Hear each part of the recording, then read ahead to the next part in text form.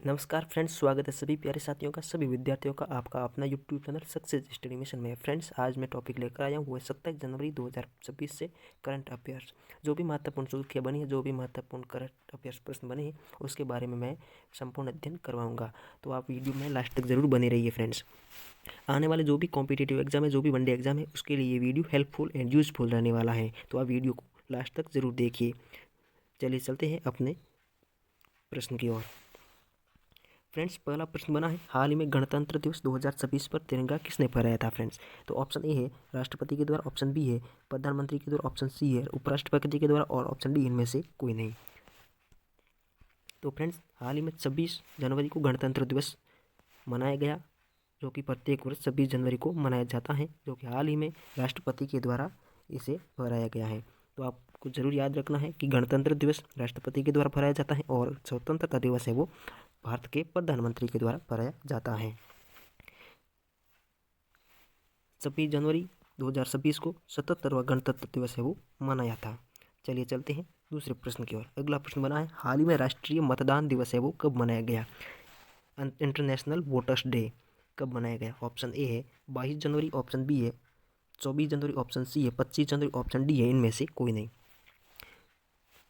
International voters day है वो कब मनाया गया? इसका जो फ्रेंड्स सही उत्तर है ऑप्शन नंबर सी, इसका सही उत्तर है 25 जनवरी को प्रत्येक वर्ष भारत में इंटरनेशनल वोटर्स डे है वो मनाया जाता है। अब देखते हैं क्यों मनाया जाता है। तो फ्रेंड्स, 25 जनवरी 1950 को ECI यानी कि इलेक्शन कमीशन ऑफ इंडिया की स्थापना हुई थी और इसी दिन से भारत में है वो 25 जनवरी को नेशनल वोटर डे है वो मनाया जाता है, राष्ट्रीय मतदान दिवस है वो मनाया जाता है। तो वर्ष 2026 की थीम क्या है? तो फ्रेंड्स, राष्ट्रीय मतदान दिवस 2026 की थीम है माई इंडिया माई वोट और इसकी टैगलाइन है वो है citizen at the heart of Indian democracy. ये इसकी टैगलाइन है। चलिए चलते हैं अगले प्रश्न की ओर। तीसरा प्रश्न बना है, हाल ही में सरकार ने कुल कितने पद्म अवार्ड देने की घोषणा की है? वर्ष 2026 के पद्म अवार्ड की घोषणा है वो कर दी गई है। तो आपको ये बताना है कि पद्म अवार्ड है वो कितने लोगों को दिया जाएगा। तो हाल ही में भारत सरकार ने पद्म अवार्ड देने की घोषणा की है। तो इसका जो सही उत्तर है ऑप्शन नंबर सी, इसका सही उत्तर है 131 कुल भारतीय लोगों को पद्म अवार्ड है वो दिया जाएगा। पद्म अवार्ड जिसमें से 5 पद्म विभूषण है और 13 है वो पद्म भूषण है और 113 है वो पद्मश्री अवार्ड है। तो इसको कुल मिलाकर वो टोटल अवार्ड है वो 131 पद्म अवार्ड दिए जाएंगे। चलिए चलते हैं चौथे प्रश्न की ओर। अगला प्रश्न बना है, हाल ही में कुल कितने लोगों को पद्म विभूषण अवार्ड है वो देने की घोषणा की है? पद्म विभूषण इसमें पूछा है, पद्म विभूषण अवार्ड देने की घोषणा की है। ऑप्शन ए है 5, ऑप्शन बी है 13, ऑप्शन सी है 131, ऑप्शन डी है इनमें से कोई नहीं। तो हाल ही में भारत सरकार ने जो घोषणा की है वो 5 लोगों को है वो पद्म विभूषण अवार्ड देने की घोषणा की है। पद्म अवार्ड में सबसे बड़ा अवार्ड है वो पद्म विभूषण है और दूसरा है पद्म भूषण और तीसरा है वो पद्मश्री अवार्ड है। पद्म विभूषण 5 लोगों को दिया जाएगा और पद्म भूषण है वो 13 लोगों को और पद्मश्री है वो 113 लोगों को दिया जाएगा। चलिए चलते हैं पाँचवें प्रश्न की ओर। पाँचवा प्रश्न बना है, हाल ही में कुल कितने लोगों को पद्म भूषण अवार्ड है वो देने की घोषणा की है? तो पद्म भूषण अवार्ड है वो भारत सरकार के द्वारा कुल 13 लोगों को दिया जाएगा। कितने लोगों को फ्रेंड्स? 13 लोगों को दिया जाएगा। आपको मैं बता दूं एक्स्ट्रा जानकारी के लिए, 5 पद्म विभूषण जो कि कला के क्षेत्र में है धर्मेंद्र और एन राजम को, और पब्लिक अफेयर्स के क्षेत्र में KT थॉमस को, एजुकेशन और लिटरेचर के क्षेत्र में R नारायण को और VS अच्युतानंद को। तो ये 5 लोगों को पद्म विभूषण अवार्ड है वो दिया जाएगा।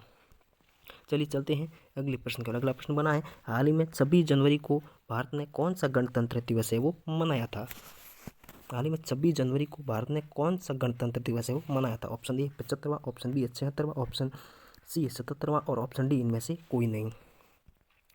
तो फ्रेंड्स, हाल ही में भारत ने 77वां गणतंत्र दिवस है वो मनाया था। कौन सा? 77th नंबर का रिपब्लिक डे है वो भारत ने ऑब्जर्व किया था। तो इसमें मुख्य अतिथि कौन थे ये भी आप कमेंट बॉक्स में ज़रूर बताएं।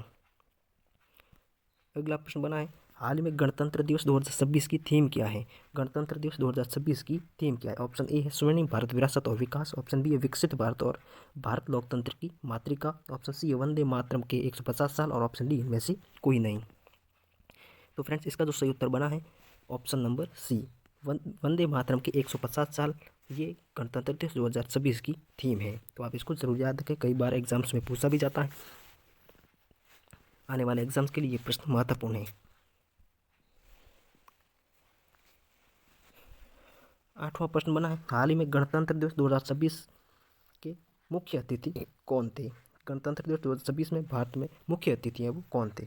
Option A Vladimir Putin, option B Ursula von der Leyen और एंटोनियो कोस्टा, ऑप्शन सी है डोनाल्ड ट्रंप, ऑप्शन डी इनमें से कोई नहीं। तो आपको ये बताना है गणतंत्र दिवस 2026 में भारत में मुख्य अतिथि कौन थे।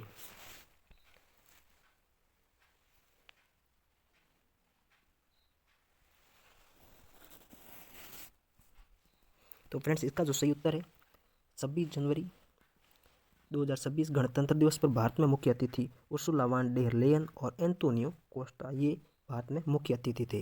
अब ऑप्शन और आए हैं, तो व्लादिमीर पुतिन आए। व्लादिमीर पुतिन रूस के वर्तमान राष्ट्रपति हैं और रूस की राजधानी मॉस्को है और रूस की मुद्रा है वो रूबल है। क्या है फ्रेंड्स? रूबल। डोनाल्ड ट्रंप आए हैं, तो डोनाल्ड ट्रंप की अमेरिका के राष्ट्रपति हैं और अमेरिका में वर्तमान में जो मुद्रा है वो डॉलर है। अमेरिका की राजधानी है वो वॉशिंगटन डीसी है। क्या है फ्रेंड्स? Washington DC.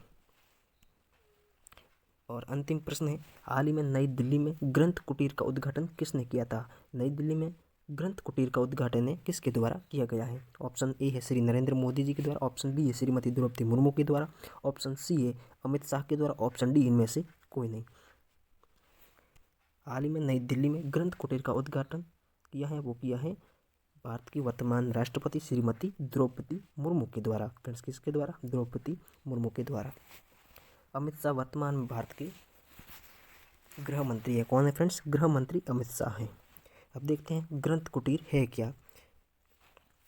ग्रंथ कुटीर यह एक विशिष्ट पुस्तकालय केंद्र, ये संग्रहण केंद्र है जहाँ पर पुस्तकें रखी गई हैं। यहाँ पर भारत की 11 शास्त्रीय भाषाओं में 2300 पुस्तकें और लगभग 50 पांडुलिपियों को एकत्रित है वो किया गया है। यह एक संग्रहालय है जहाँ पर प्राचीन भारत की 11 शास्त्रीय भाषाओं में 2300 यानी 2300 पुस्तकों और लगभग 50 पांडुलिपियों को एकत्रित है वो किया गया था।